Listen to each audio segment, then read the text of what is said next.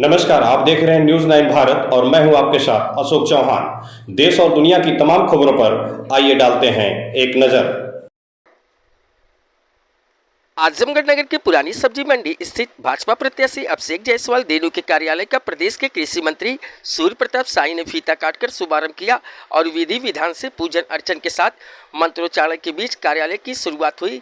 पत्रकारों से बातचीत में प्रदेश के कृषि मंत्री सूर्य प्रताप शाही ने कहा कि भारतीय जनता पार्टी की नीतियां स्पष्ट है, कानून व्यवस्था को सुदृढ़ किया है, अपराधियों के खिलाफ सख्ती से कार्य किया है, दंगा और कर्फ्यू से प्रदेश को मुक्त किया है, गुंडा रहित प्रदेश बना रही है और इसलिए जनता का अटूट विश्वास भारतीय जनता पार्टी पर है।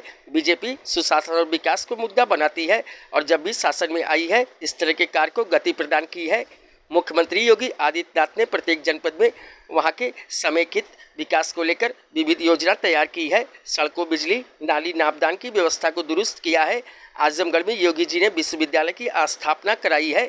एयरपोर्ट बन रहा है। मोदी जी के माध्यम से रेलों की कनेक्टिविटी बढ़ी है। लोगों का आवागमन सुलभ हुआ है। लोगों के आने जनपदों में जाने की सुविधाएं बढ़ गई है। इस प्रकार कानून व्यवस्था, सुशासन और विकास, इन मुद्दों को लेकर भारतीय जनता पार्टी चल रही है और आजमगढ़ की जनता उन्हें ये अवसर प्रदान कर रही है। इस मौके पर भाजपा के पदाधिकारी व कार्यकर्तागण उपस्थित रहे। न्यूज 9 भारत के लिए अमित खरवार की रिपोर्ट। कार्यालय का उद्घाटन किया। भाजपा की क्या पॉलिसी, किस तरह ज्यादा चुनाव जीते और खासतौर से आजमगढ़ सपा का कभी कर रहा है। देखिए, आज जो है वो भारतीय जनता पार्टी के प्रत्याशी अभिषेक जायसवाल दीनू के द्वारा जिन्हें भारतीय जनता पार्टी ने प्रत्याशी घोषित किया है, आज विधि विधान से पूजा करके उनके आज इस कार्यालय का शुभारंभ किया जा रहा है। भारतीय जनता पार्टी की नीतियां स्पष्ट हैं। भारतीय जनता पार्टी प्रदेश के भीतर कानून व्यवस्था को सुदृढ़ की है, अपराधियों के खिलाफ सख्ती के साथ कार्रवाई किया है, दंगा और कर्फ्यू से उत्तर प्रदेश को मुक्त किया है, गुंडा रहित प्रदेश बना रही है और इसलिए जनता का अटूट विश्वास भारतीय जनता पार्टी के साथ है। भारतीय जनता पार्टी सुशासन और विकास, ये दो मुद्दों को प्रमुख रूप से रखती है और उसके लिए काम करती है। जब कभी भी भारतीय जनता पार्टी को शासन में अवसर मिला है तो उसने इस प्रकार के काम को गति दिया है।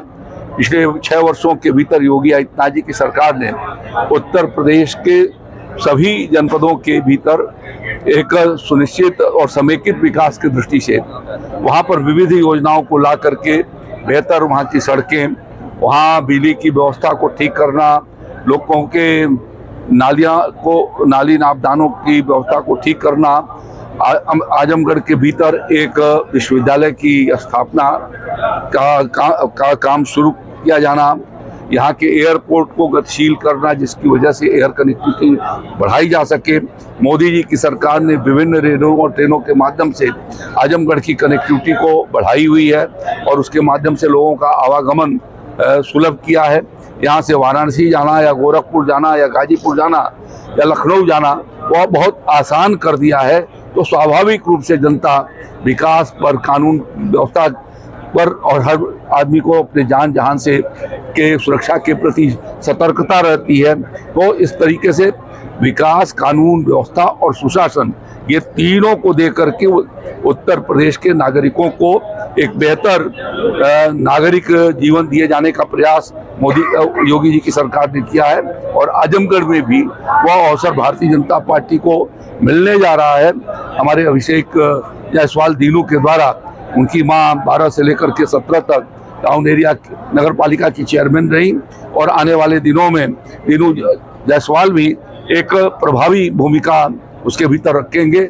जनता के बीच में उनका एक स्वाभाविक रूप से नागरिक सुविधाओं को बेहतर बनाए जाने की दृष्टि से हमारी सरकार ने भी काम किया है और ये जो ट्रिपल इंजन की सरकार बनेगी, दीनू जायसवाल यहाँ से चेयरमैन होंगे तो सारी कठिनाइयों का समाधान निकालेंगे, उसका रास्ता निकालेंगे और यहाँ के लोगों को एक बेहतर सुविधा दे करके उनके जीवन को सुगम बनाएंगे।